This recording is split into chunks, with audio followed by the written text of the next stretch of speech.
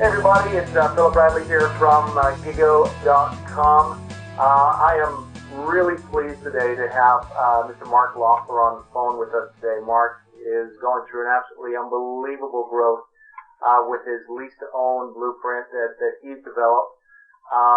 So we appreciate that he's got some time to share with us today. We're hoping to spend quite a bit of time with Mark, so he's going to be able to share some of his methodologies and processes, and maybe fill in some of those gaps we've all been looking at with LTOs.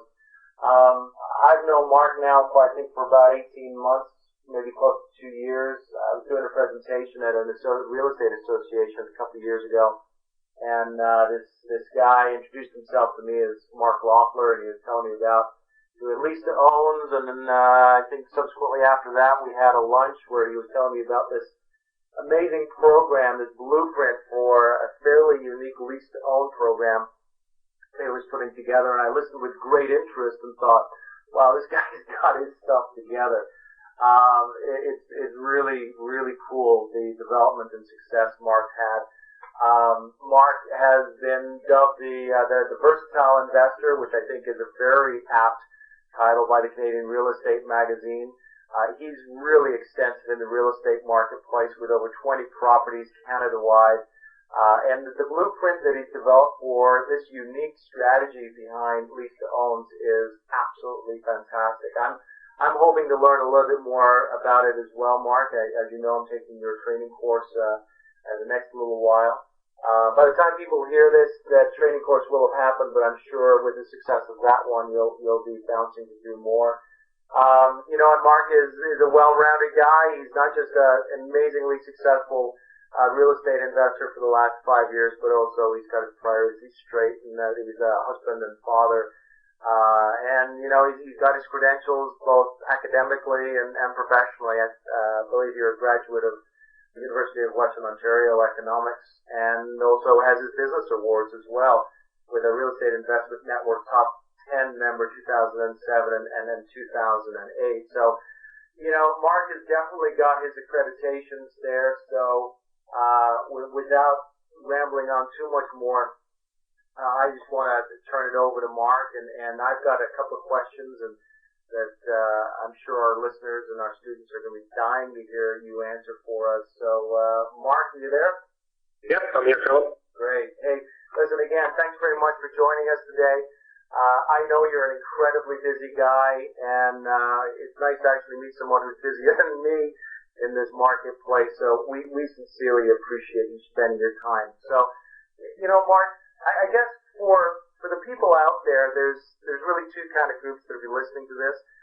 One who we'd like to just term as reasonably novice investor, and the other ones that are fairly senior.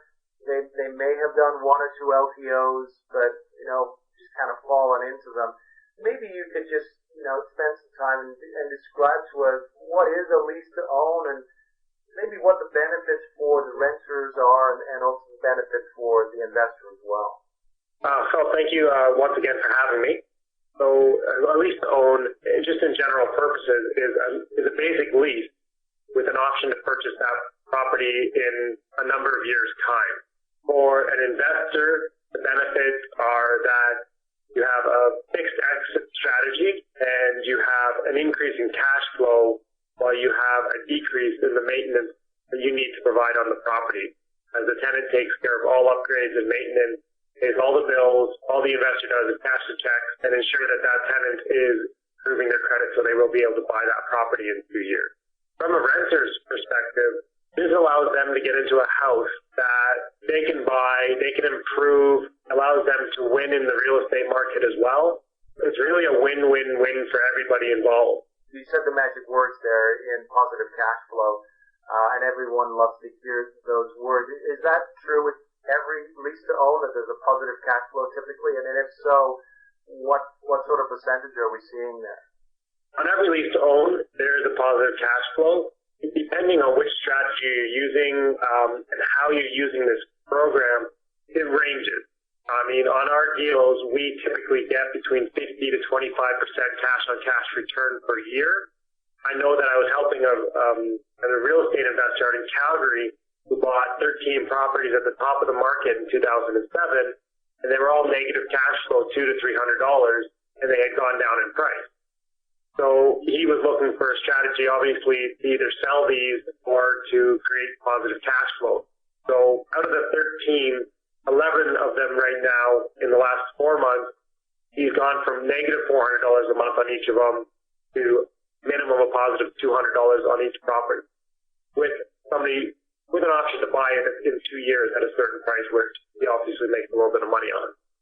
You are the landlord angel in this scenario. That's correct. He loves me. Yeah. So, the question begs, Mark, with a degree in economics, how did you go from having a degree in economics and being a family guy, getting into real estate and coming out with this absolutely phenomenal blueprint for lease-to-owns? I kind of just fell into it.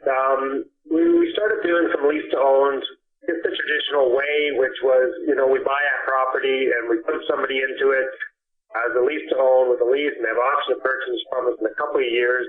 And we bought a property and we were trying to rent it out, and we weren't having a lot of success doing that.